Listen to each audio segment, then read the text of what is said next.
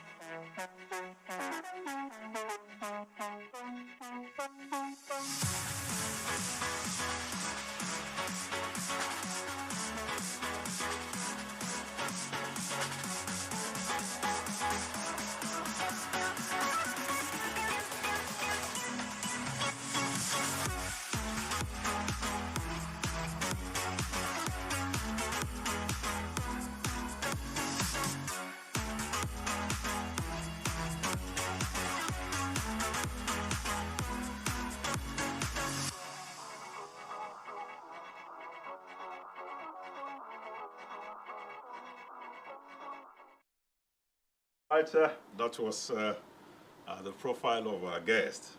He's a presiding bishop of City of Refuge International Ministries. He's a patron of an NGO called Legacy Initiative International, an organization that bridges communication between different faiths and, of course, foster understanding on national issues. He is an author and a strategic leadership advocate. I told you that he's more than a clergy. Let's welcome Bishop Ossai, Oscar Ossai. Bishop. Thank you. Good to have you with us. I'm glad to be here. Glad to be here again. When you are seated beside a bishop, the anointing will just be... you can see the way I was flowing. I was feeling... I didn't know you were talking about Bishop, it's good to have you again. I'm glad to be here. Morning ride. Thank you so much. And let's also wish you happy Easter. Oh, well, you know Jesus has not risen yet. It's by tomorrow morning. Okay, well, we are in the We're expecting that he will rise. anticipating. You know, we've already taken that for granted. He has risen. Yes, at least Judas has collected the alert. And you know the joke going around is that people say when you are broke, if you are broke, just go and visit Judas because he just collected it. Well, he died as well. He died.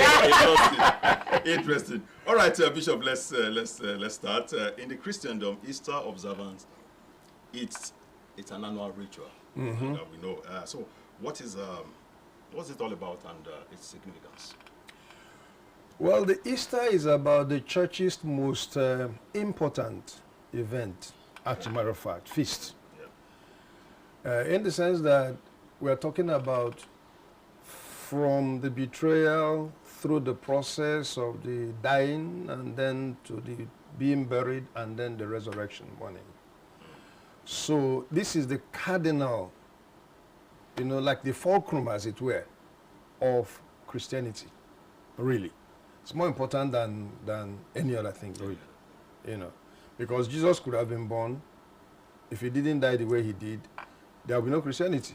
Okay. The death and the resurrection is the cardinal argument of the church. That is the unique selling point of Christianity. No other person has risen from the dead in the manner in which Jesus rose. And that is why his testimony is credible. The grave could not hold him captive. He rose from the dead. Even the seat of power tried to cover the fact that he rose. But you can't do anything about such news. Well, I'm a communication person too, so. I can see that. It was breaking news as at then. Exactly. Serious breaking news. You can't do anything about it. You can't hide it. Okay, Bishop, well, I still want you to tell us some of the significance. But, Okay. you know, it is written that Jesus died, chose to die so that others can live. I am just wondering, I mean, a lot of people will be wondering, why, especially, just consider the world we live in today. Why would anybody choose to die for others? You see, we need to understand who Christ is. Jesus is God. That is the message of Christianity. Jesus is the physical manifestation of the Godhead in a human form. A virgin suddenly became pregnant. The Holy Spirit incubated a little virgin, Mary, and somehow seed was deposited. And that seed became flesh. We beheld his glory as the only begotten Son of God, full of, the Spirit. You can't fault him. And he grew up normally, not falling in any standard set for behavior. And then he started manifesting extraordinary grace. Healing the sick, raising the dead, feeding 5,000, and coming with a message, the message of salvation. And not only that, they crucified him for what he did not do. there was no fault in him, but they crucified him. They chose him against an armed robber. They said crucify Jesus instead of Barabbas, who was a confirmed armed robber. And then he now dies. Even the apostles didn't understand the game until they went to one morning and said that he has risen from the dead. The story was something else. But he now appears and said, bring food. When he appeared, they ran away. He said, bring food. Touch my bone. I'm not ghost. Ghost doesn't have bones. Touch me. See where they pierced me. Brought fish. Ate in their presence. And then he took them to the mountain from where he went back to the heaven. Now, I want to divide the significance into two. First and foremost is the fact that he actually died and rose from the dead, which has its own great import.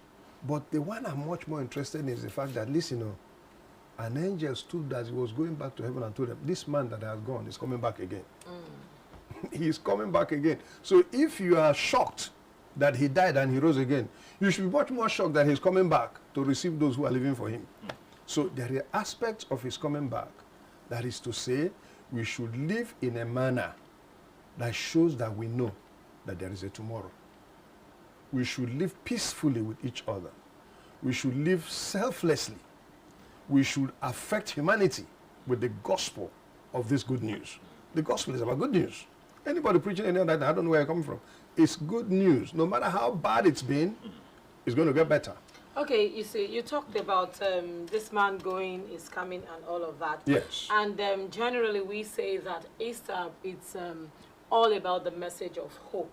My question now is, what really is this hope? The hope, the Bible says that Jesus in us is the hope of glory. Jesus is the hope. Jesus himself. I'm not talking about car. I'm not talking about house. I'm not talking about money. I'm not talking about meeting needs. The fact that you have Jesus himself is the body of the message of hope. So it doesn't matter what your situation is. Just know that that man who died and rose from the dead can cause a turnaround in that your situation. That is the hope. So why do we have to, he died well over 2,000 years ago, so till tomorrow we still continue to make it some sort of festival? Is there a need for all of this? Oh, in fact, it's much more, it should be much more celebrated than it's being celebrated, because what we see, for instance, me that is sitting here, got born again in 1974 March, and got involved in church, had my issues and all that. I prayed for a man going to get married in Aba. The man got to Aba and carried a light ace bus to go to Port Harcourt to buy materials.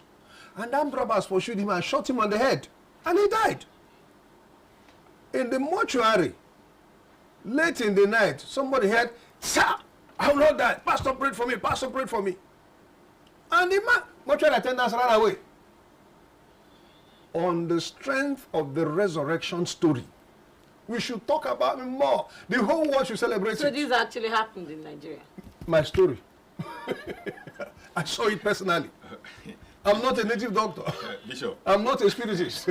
Bishop, in my intro, I said we're going to talk about the significance and, of course, its relevance on national development. Oh my goodness! Yeah, yes, I want us. Yeah, I want us to begin to compare this into how it affects us as a people. As a people, interestingly, you are not just a clergy. You're a communicator. You're a strategic leadership advocate. Now, let's begin to zero in this on national development. Now, yes. the one of the significance as you have proceeded of this season or this period is we can call sacrifice. That birth love, that birth selflessness. That's yes. right. That Jesus is giving all of that. Certainly didn't come without pain and inconvenience. To give sacrifice certainly is not easy to give.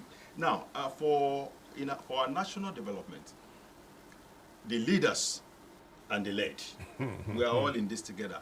What kind of sacrifice should we be given to move our nation forward? Our problem in Nigeria is that we have a leadership at the various strata or platforms of leadership that are not Christians. I'm sorry, I have to be very direct. Everybody doesn't have to be Christian. Well, for those who profess to be Christians, Okay. live the life that Christianity requires. If you say you're Muslim, be a Muslim. Okay. If you say you're a Christian, let's see Christianity in your life. Because, listen, I don't understand how a common patrimony can be personalized. You know what I'm talking about? What do I mean common patrimony? What is somebody stealing $2 billion for? What do you need it for? Do you know what $2 billion can do in terms of lifting the standards of the majority of the people? What is leadership? Leadership is about the common good. That's what Jesus lived for. Jesus had no house. Jesus had no vehicle. And all he had, he shared with everybody. But you see people these days, you protect yourself, you protect your children, you protect your grandchildren, and you say, nobody from my family will ever suffer. You are like the woman who was praying in the church, God, bless me, bless my husband, bless Johnny, and you've done well. Have you ever seen something? We should be thinking, macro. You know what we call macroeconomics. We should be thinking not micro, macro. How can we use the fact that we know that Jesus is coming again? We need to live for the society. How can we advance a nation where the common good is more important? Where we can provide food for our people. There is too much to talk about. You talk about national security. What is national security? I mean, let's be practical. What is national security? How can you discuss national security without discussing food security? How can you discuss national security without discussing social security? You know what I'm saying? How can we discuss national security? Okay, once we discuss national security, they buy more vehicles for the police, they buy arms, they do this, they do that. Meanwhile, the society that you're providing these arms to protect is dead. So what I'm saying is that there needs to be critical thinkers. People who profess Christ indeed. People whose life is about making humanity to become better. Okay, talking about nation building and all of what is happening in our environment, and talking about being Christians and Christians indeed. Indeed, yes. Yes, I understand that you are a patron of a non-governmental organization that what you do there is to bridge the gap, the communication gap between that exists on some national issues between the leadership of the Christians and the Muslims, which we realize that in Nigeria of today, the religion is one of the major things that separate us, that causes a division and all of that. Now, as I don't agree with that, though, but go ahead. I think I know what you're trying to say. okay, so how are you bridging the gap? Most especially, at this point in time, we're talking about, Jesus, coming and dying, giving hope to people. If we have hope, we believe that by the grace of God, we will have a better Nigeria. How are we going to do this? Bringing this into the fact that religion is like causing a major issue between us and separating us. Because I remember that when we were young, we lived in Festac as a den. My father was a clergy that owned a Pentecostal church, and the closest to us there in the close was a very chronic Muslim.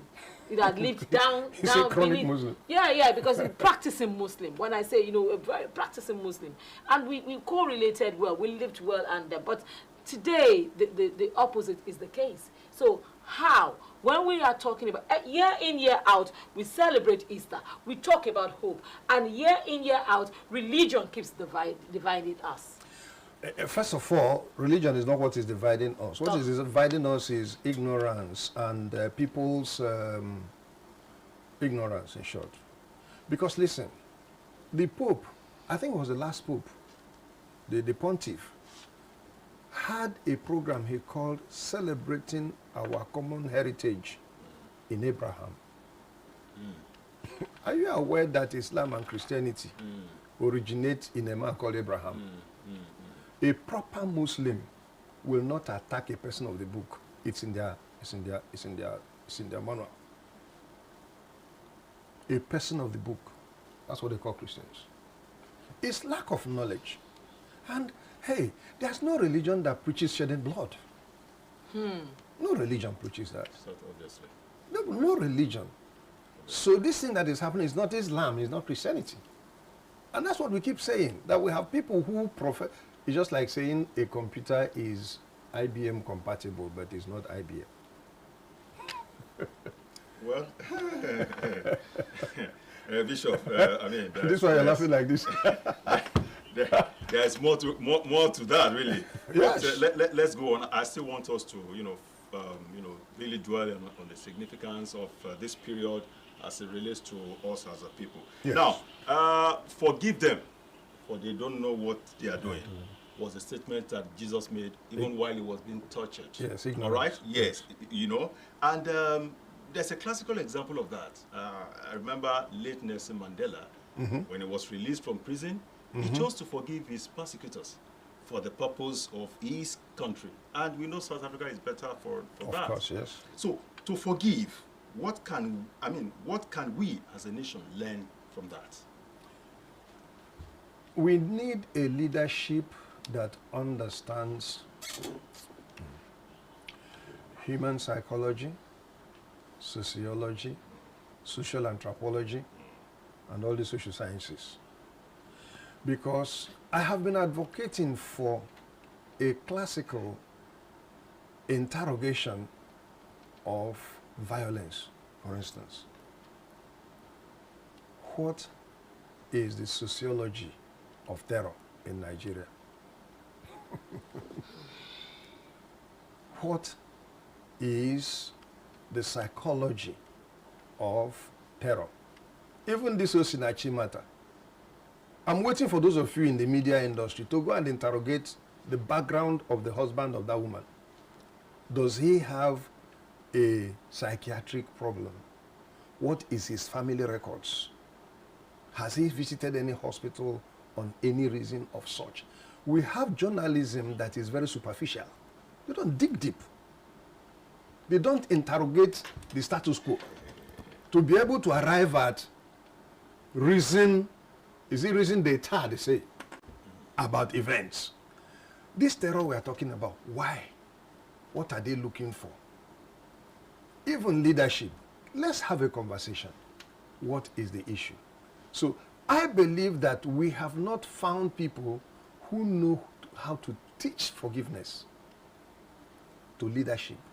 And for leadership to imbibe that principle, that listen, at the end of the day, hey, one day I was coming back from an international trip and I arrived at the airport. And those days, the international airport used to be very busy.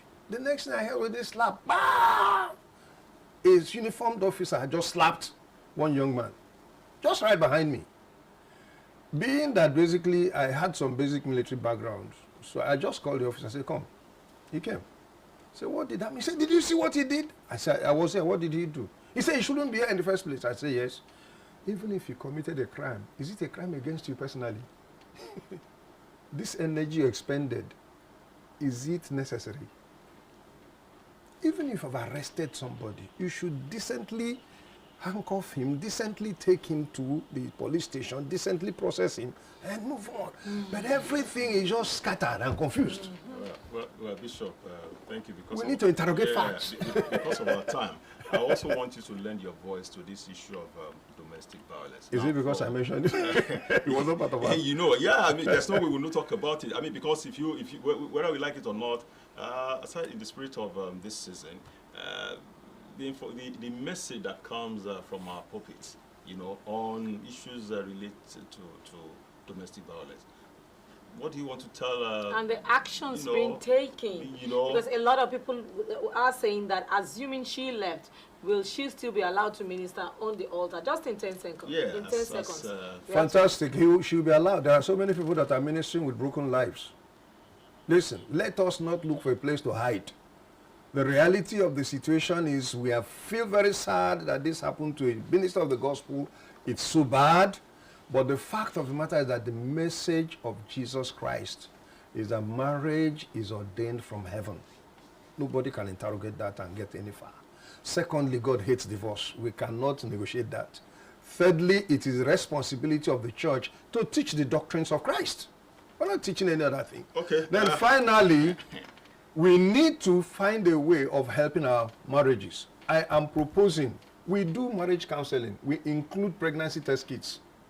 Tests in some of the marriage counseling. Yes, yes. Let us include psychiatric condition of God bless you, Bishop. Beautiful. A good place to round it up. That's a very safe place to live. Honestly. Thank you so much, Presiding Bishop of City of Refuge International Ministries, patron of an NGO, a strategic leadership advocate, an author, and so many more. Thank you very much, Bishop Ossai, for joining us on Morning Ride today. Thank you. Thank you so much. So blessed. All right, you've heard it. Among other things, Bishop has just added to it that there should be a psychiatric test when we are looking at issues of marriage. Okay? And family background. And family background as well. That's what's called background check. Yes. You know. Yes. Okay, so we're still on Morning Ride. Let's go for another quick break. We'll return shortly. Please stay with us.